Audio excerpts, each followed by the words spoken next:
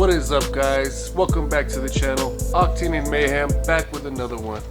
Today I'm going to share with you guys how we restored this abandoned $200 Civic, basically on a budget, using a donor car.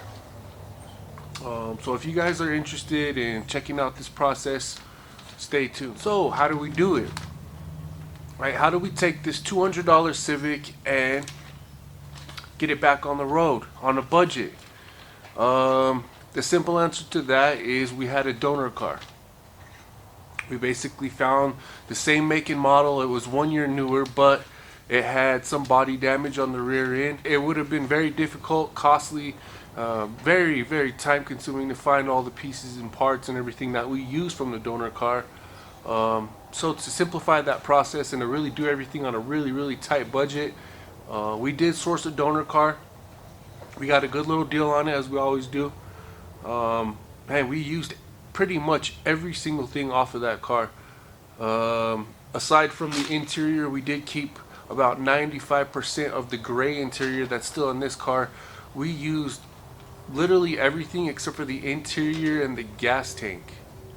We used the engine, transmission, the complete harness, the ECU, even the dash bar with the whole dash harness, the steering column with the ignition, and the keys that came from the donor car. This one didn't have a set of keys with it when we got it. Somebody had cut out most of the harness where they couldn't unplug it. They took the engine harness, the fuse boxes. We went ahead and switched out the HVAC from the donor car. I'm sure this one was fine, but most of the plugs were cut wherever they couldn't unplug them, and it was just all so old and dirty, covered in mouse shit and everything. So we went ahead and swapped everything over while we had this car torn apart. We did take the radiator and the condenser. I didn't want to chance that other one from this car being bad at all or filled up with dust or anything. We used the front mount off the engine. We took the front hubs and the rotors off of the donor car, along with this driver's side caliper on the front, all the brake pads. We did end up having to put the fuel pump from the donor car in this thing. So whenever they were taking out the ECU from this car, they ripped out the glove box and just completely broke it. So I had to use the glove box from the donor car. We ended up taking the headliner out of the donor car. The center console, like I said, when they were in there stripping all the wiring out, they did break it and bend it back instead of just unscrewing it. We took the e-brake handle because the button on this one was all chewed up and everything, and we took the washer fluid reservoir partially because the one on the donor car was full of fluid and it was just in a better condition overall, and I didn't want to chance the pump being bad on this older one. We took the battery from the donor car, the battery tray. We took the hood latch. We took the full exhaust, the wheels and the tires obviously on here. Multiple clips and screws and bolts. Some of the interior panels had little broken clips and everything, and it was just, honestly, it was just invaluable having the donor car around to be able to walk outside and get whatever we needed off of it, instead of making a dozen trips to the park yard. We had everything just right here. We took the trunk mat, the floor mats. We did have to buy new tie rod ends, new ball joints, and I got a new cabin filter. But man, like I said, we pretty much we fully gutted both cars, down to the full interiors. The carpets were out. Like I said, I had to access the harness, which went back to the fuel pump and plugged into the rear deck harness. So we did mostly the full interior harness, the full dash harness. And like I said, man, with having the donor car made this so much easier and just streamlined the whole process, right? And not including saved us a bunch of time and money. I suggest, like, if anybody is considering rescuing an old car that they're gonna pick up for $200, $300, $400 or whatever, and especially if it's in the condition that this one was in, not running and stripped partially, find a donor car, right? We found one that was wrecked. It had some body damage on the rear end. Somebody had hit this lady, but the car itself was running and driving. Everything about the car worked except for the trunk was smashed in and the brake lights, were broken. But other than that, we took everything out of that car that made it a car, that made it drive, and we put it into this clean shell. Now there is some imperfections. It's not perfect, but you know, for what we paid for this car and to see where it's at now is just it's a total transformation. Honestly, I didn't film as much as I wanted to during this process. I mean, we were just knee deep in the process. Honestly, man, there was so much going on. Me and the twins were out here just tearing this thing apart. Both cars we were tearing apart at the same time. We did film a couple clips here and there. We took mostly some pictures, but the main process, there's really, I didn't want to bore everybody with every little ball, every little thing. You've seen 100 people pull engines and install this and that. Like, that's not the point of the video. The point is to share the process of, you can do this on your own with the basic set of tools. We don't have any specialty tools at all. We just have, obviously we have this little garage here that we work out of, but you could do this out in your front yard. And you could get yourself a decent running and driving car for next to nothing, honestly, for less than a down payment. I know it's tax season right now, and a lot of people are out there putting down payments on new cars and whatever. And I mean, if you have, you don't even have to have a mechanical ability. You can just watch a few videos and put something like this together on your own with a $100 tool set from Home Depot or even Walmart tools, whatever the case. This can be done with a basic set of tools and a very, very small investment, and you could have a beater commuter car to get back and forth to work or whatever your needs are, and you don't need to go out and pay anywhere close to book value, or you don't need to go out and put down payments on stuff.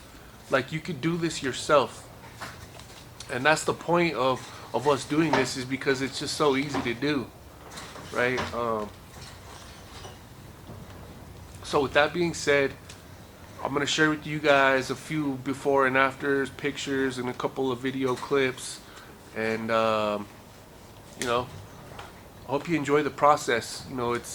It had the potential to be extremely satisfying. This thing was just filthy. The engine was covered in dust. Like I said, there was so much missing from it, and cut wires and everything. But like I said, that wasn't the point of the video. It wasn't the point to be satisfying, cleaning the carpets, etc. But with a little bit of elbow grease, a little bit of investment, you could have something that you could drive for very cheap. Right? And this applies to basically any make and model. As long as you can find the same platform with the same motor and all that. Even not the same motor. You look back at our swap videos, you find a donor car, you could swap anything into anything. Anything's possible. But this just made it so much easier with everything plugging in and bolting in. There was no modifications needed. I did have to de-pin one plug. That was the dome light plug that went down the A pillar, and it plugs into the dashboard right there. And for some reason, from year to year, those two plugs were different, but there was still the same color wires. So all I did was just simply de-pin the plug, took the plug off the donor car, because that's where the dash harness came out of, plugged in the pins, boom, and then the whole thing plugs in. Everything works as it should. So yeah, check out this little montage I'll put together for you guys.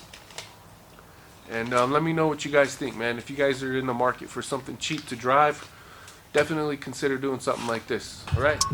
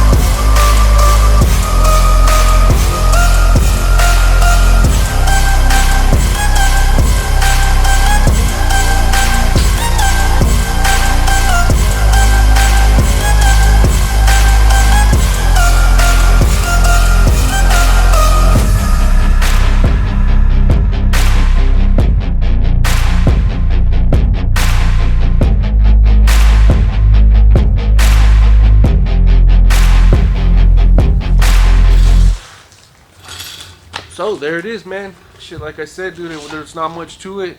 Like I said, I could have filmed a lot more of every single little process, but to be honest, I feel like it has a tendency to just get boring to the viewers, you know, to watch every single little process, and that was not my intention. The whole point was to just share the process as a whole, you know, and just show you that it's possible to do something like this with a basic set of tools, a little bit of time, very small investment, and man, if you can watch YouTube and you can turn a wrench, you can definitely do this yourself. You know, if you're looking for something super cheap for a commuter car or even like a flipper project like this is for us, this is going to bring in a little bit of money for our other projects, you know, here on the channel. But yeah, man, it's honestly super easy. I can't express how easy something like this is to do. You know, you just search Marketplace or Craigslist if you're still on that. You know, find the deals, find the similar platforms, and make these things happen, bro. Use what you have available. Like I said, dude, it's super easy to do. I want to say thank you guys for tuning in, man. If you still made it this far, we appreciate you. We appreciate all the new subscribers, man. We got a lot more to come from right now. I got a little install I'm gonna do on my my J-Swap Civic. I still gotta let you guys see more about the automatic J-Swaps. We have some more coming up, man. It's a new season. I got more parts up here that nobody's seen yet for the J-Swap. We put Lexan in, a lot of other things. So, bro, let me know what you guys think of this one, man. Let me know how everybody's doing, bro. And like I said, man, thanks for tuning in, bros, and we'll see you guys on the next one.